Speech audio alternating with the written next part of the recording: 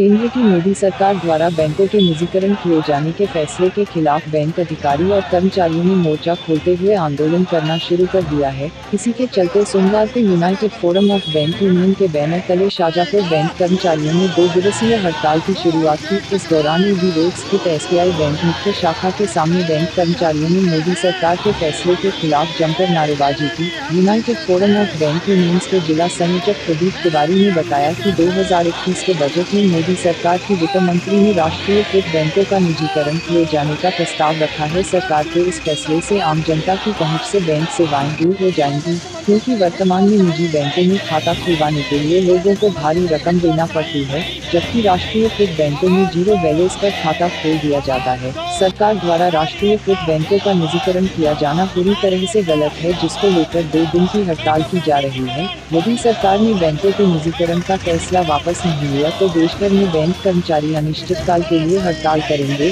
तिवारी ने बताया कि पूर्व प्रधानमंत्री इंदिरा गांधी ने बैंकों का निजीकरण खत्म कर उन्हें राष्ट्रीयकृत करने का काम किया था, लेकिन मोदी सरकार इसके विपरीत बैंकों का निजीकरण कर आमजन को परेशानी में डालने का काम कर रही है, जिसका देश भर के बैंक कर्मचारी विरोध कर रहे हैं। शाजापुर से दीपक वर्मा की रिपोर्ट। जैसा कि आपको जानकारी है कि आम बजट 2021 में देश की वित्त मंत्री निर्मला सीतारमण जी ने कुछ बैंकों के निजीकरण का प्रस्ताव रखा है। आपको ये भी भली भांति पता है कि 1969 में देश की प्रधानमंत्री श्रीमती इंदिरा गांधी ने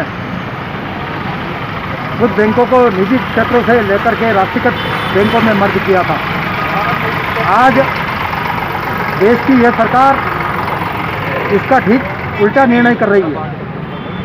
हमारा विरोध आम जनता की आवाज़ बन के भी है, क्योंकि आप अच्छे से जानते हैं कि एक बचत खाता खोलने में आम जनता को प्राइवेट बैंकों में कितनी राशि जमा करना पड़ती है और राष्ट्रीयकृत बैंकों में जीरो बैलेंस से खाता खुलता है।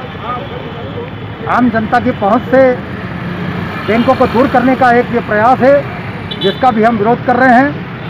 और हमारी जो वर्तमान में राष्ट्रीयकृत बैंकें हैं उसके निजीकरण का विरोध हम ये 2 दिन की 15 और 16 मार्च 21 को हड़ताल कर विरोध कर रहे हैं।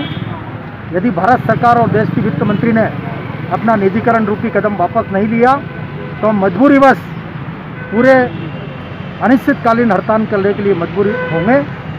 बस इतना ही हम कहना चाहते हैं।